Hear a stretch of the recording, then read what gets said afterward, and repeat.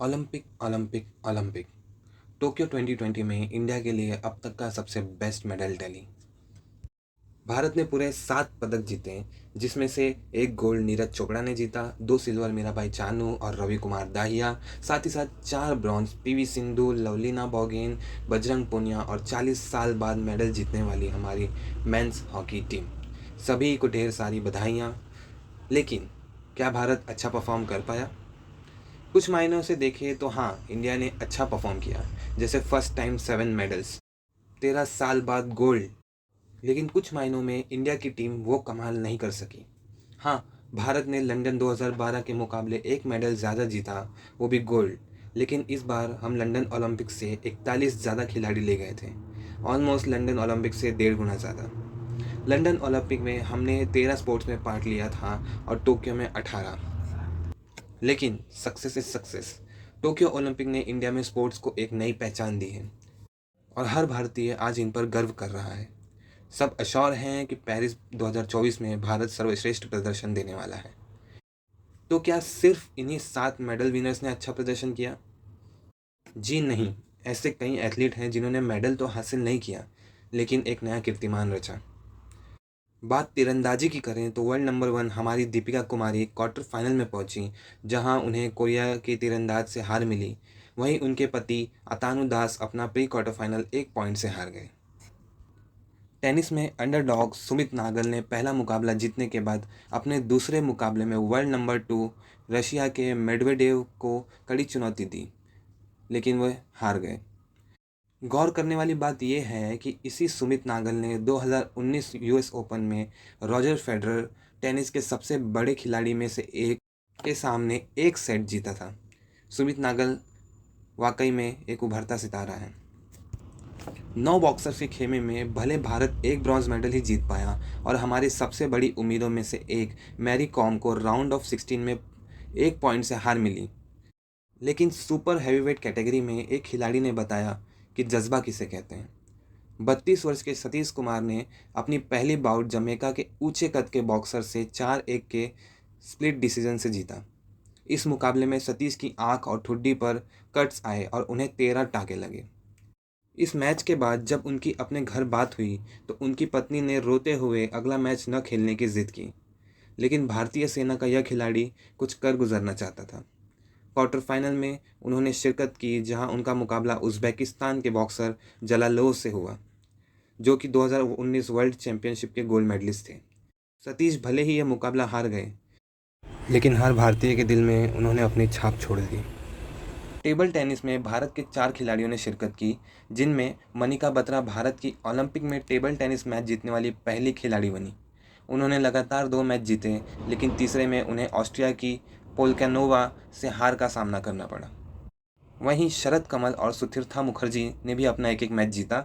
इन जीतों से भारत में table tennis का भविष्य उज्जवल नजर आ रहा है। शूटिंग भारत का मेडल जीतने का गढ़ रहा है और भारतीयों ने हमेशा शूटिंग में अच्छा किया है, लेकिन इस बार भारतीय शूटर्स वह दमखम नहीं दिखा पाए। 15 खिलाड़ियों में से केवल एक सौरभ चौधरी फाइनल में जगह बना पाए, जहां वे 7वें पायदान पर रहे। दूसरी ओर यूथ ओलंपिक 2018 में गोल्ड मेडल जीतने वाली कॉमनवेल्थ चैंपियन मनु भाकर अपनी गन की खराबी के चलते फाइनल में प्रवेश नहीं कर पाई। भारत को मनु भाकर और शूटर्स से काफ़ी उम्मीदें थीं और हम जानते हैं हमारे शूटर्स आने वाले खेलों में एक बार पुनः अच्छा प्रदर्शन करेंगे। कुश्ती, जहां भारत के पुरुष पहलवानों ने अच्छा प्रदर्शन किया और 3 पहलवानों में से 2 ने पदक हासिल किए। हालांकि हमारे तीसरे पहलवान दीपक पुनिया ने भी काफ़ी कोशिश की, परंतु आखिरी कुछ सेकंडों में 2 पॉइंट गंवाकर ब्रॉन्ज मेडल से वंचित रह गए। हमें यकीन है कि दीपक पुनिया 2024 ओलंपिक में इस कसर को गोल्ड प्राप्त कर पूरा करेंगे। ट्रैक एंड फील्ड इवेंट में भारत के शेर नीरज चोपड़ा ने स्वतंत्र भारत का पहला ट्रैक एंड फील्ड गोल्ड जितवाया और इससे इतिहास रचा। लेकिन कुछ ऐसे भी खिलाड़ी थे जिन्होंने अपने शानदार परफॉर्मेंस से नया कीर्तिमान रचा। 3000 मीटर स्टीपल चेस स्पर्धा में अविनाश साबले ने नया नेशनल रिकॉर्ड बनाया। 4x400 रिले रेस में भारतीय टीम ने नया एशियन रिकॉर्ड बनाया। उन्होंने 3 मिनट में स्पर्धा पूरी की और एक रैंक से फाइनल में प्रवेश नहीं कर सके। महिलाओं के डिस्कस थ्रो में भारतीय एथलीट कमलप्रीत कौर ने 6ठा पायदान प्राप्त किया। यह डिस्कस थ्रो में भारत का अब तक का सर्वश्रेष्ठ प्रदर्शन था। उम्मीद है पेरिस ओलंपिक में वह देश को मेडल जिता पाएंगी। अब बात करते हैं कुछ ऐसे खिलाड़ियों की जिन्होंने भारत में अपने खेल को एक नई पहचान दी। सबसे पहले भारत की फेंसर भवानी देवी न सिर्फ भारत की ओलंपिक में शिरकत करने वाली पहली फेंसर बनी, बल्कि उन्होंने अपने पहला मैच एक तरफा जीत हासिल की। वे अपना दूसरा मुकाबला फ्रांस की मेनॉन ब्रूनेट से हार गईं। उन्होंने मेडल न लाने पर संपूर्ण भारत से माफ़ी मांगी। भवानी देवी वाकई फेंसिंग का भविष्य है। वहीं एक और इक्वेस्ट्रियन में भी दशकों में पहली बार एक भारतीय खिलाड़ी फवाद मिर्जा ने अपने घोड़े सिग्नोवेर के साथ शिरकत की। बेंगलोर के खिलाड़ी ने अच्छा प्रदर्शन करते हुए फाइनल में प्रवेश किया। 63 खिलाड़ियों में से 23वें स्थान पर रहे।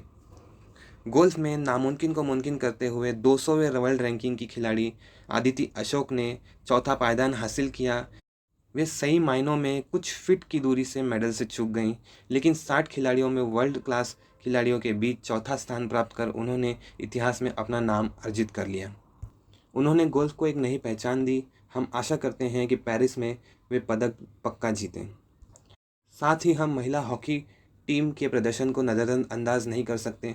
शुरुआत के 3 मुकाबले हारने के बाद आयरलैंड और साउथ अफ्रीका के सामने जीत दर्ज करते हुए क्वार्टर फाइनल में पहुंचना और वहां पहुंचकर वर्ल्ड में नंबर 2 टीम ऑस्ट्रेलिया को हराना अपने आप में कीर्तिमान था।